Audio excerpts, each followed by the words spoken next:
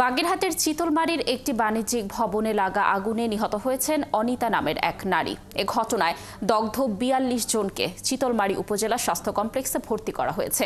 শেষে ৫ ঘণ্টা চেষ্টার পর আগুন নিয়ন্ত্রণে এনেছেন ফায়ার সার্ভিসের ৭টি ইউনিট। তবে আগুনের কারণ এবং ক্ষয়ক্ষতির পরিমাণ এখনও জানা যায়নি। এনামুল হকের তথ্য ছবিতে প্রতিবেদন। সোমবার সকাল ১০টায় চিতলমারীর সদরে মাইশা টাওয়ার নামের ৫তলা বাণিজ্যিক ভবনে আগুন লাগে। ফায়ার সার্ভিসের ৭টি ইউনিট, সেনাবাহিনী ও এলাকার লোকজন আগুন নিয়ন্ত্রণ করে। একই সাথে ভবনের ভেতরে আটকে পড়াদের উদ্ধার করে। এ সময় আতঙ্কিত হয়ে ৫তলা থেকে নামার সময় নিচে পড়ে ঘটনাস্থলে মৃত্যু হয় অনিতা নামে এক নারীর। এ পর্যন্ত আগুনে দগ্ধ ৪২ জনকে উদ্ধার করে ভর্তি করা হয়েছে চিতলমারী উপজেলা স্বাস্থ্য কমপ্লেক্সে।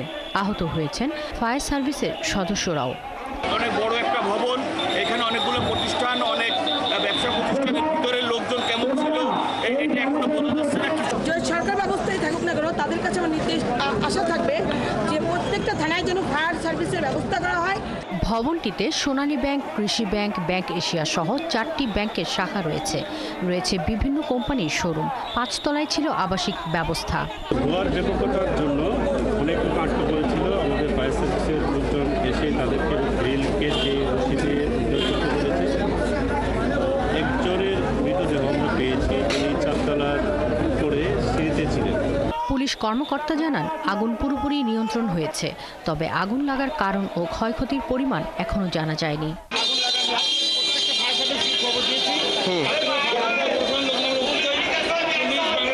নিহত 50 ঊর্ধ্ব নারী অনিতা ওই ভবনের অবস্থিত একটি ক্লিনিকে কাজ করতেন।